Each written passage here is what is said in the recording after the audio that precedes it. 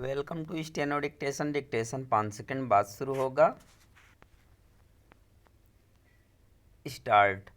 आतंकवाद के एक और चर्चित मामले में अदालत ने यह पाया कि जांच एजेंसी ने उन्हें कटघरे में खड़ा किया और जो लंबे समय तक जेल में रहे वे संदेह का लाभ पाने के हकदार हैं। इस बार ऐसा मालेगांव विस्फोट कांड में एनआईए की विशेष अदालत ने पाया। उसने यह कहते हुए सभी 7 अभियुक्तों को बरी कर दिया कि अभियोजन आरोप साबित नहीं कर सका। 2008 की इस घटना में 6 की मौत हुई थी और 100 के करीब लोग घायल हुए थे। चंद दिनों पहले बम्बई उच्च न्यायालय ने आतंकवाद की बेहद गंभीर और बहुत बड़ी घटना मुंबई ट्रेन विस्फोट कांड की सुनवाई करते हुए सभी 12 दोषियों को बरी कर दिया था। इन्हें एक समय महाराष्ट्र अपराध नियंत्रण अधिनियम यानी मकोका की विशेष अदालत ने दोषी पाया था।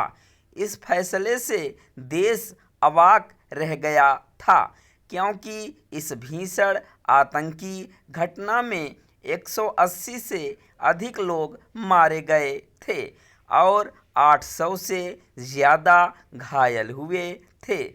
यह ठीक है कि सुप्रीम कोर्ट ने बॉम्बे हाई कोर्ट के फैसले पर रोक लगा दी, लेकिन प्रश्न यह है कि आखिर अपने देश में आतंकवाद के गंभीर मामलों की जांच और उनकी सुनवाई में हो क्या रहा है।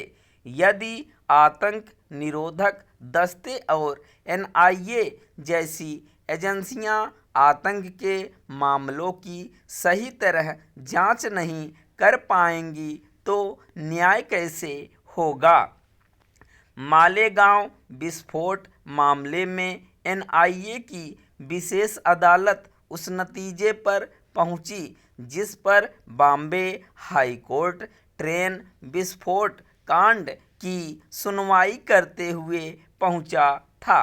ऐसा कई आतंकी घटनाओं के मामलों में हो चुका है।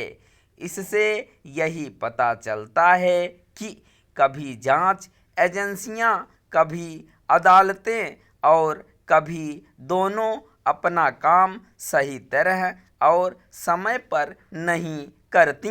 जांच और फिर अदालती कार्यवाही में देरी तथा ढिलाई एक बड़ा रोग है। यह समझ आता है कि बड़ी आतंकी घटनाओं की गहन जांच में एजेंसियां थोड़ा समय लें, पर आखिर विशेष और उच्चतर अदालतें वर्षों और दशकों का समय क्यों ले लेती हैं। नीति नियंताओं की ओर से इस पर चिंता जताना व्यर्थ है क्योंकि समस्या का समाधान तो हो नहीं रहा। इसके चलते जो लोग आतंकी घटनाओं में मारे जाते हैं उनके स्वजन ठगा महसूस करते हैं और आतंकियों को बल मिलता है।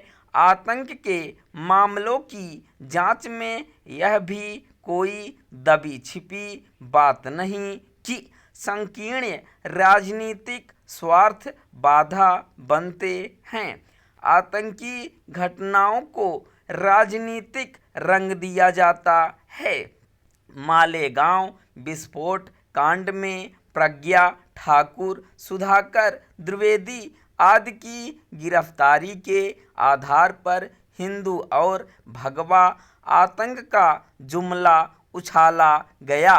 इसका मकसद कथित भगवा आतंक को जिहादी आतंक जैसा बताना था। यह हिंदू ही नहीं देश विरोधी साजिश थी। इसका लाभ पाकिस्तान को मिला क्योंकि कांग्रेस के कई नेताओं ने समझौता एक्सप्रेस कांड पर भी एजेंसियों के सहारे भगवा आतंक की फर्जी कहानी गढ़ी। स्टॉप।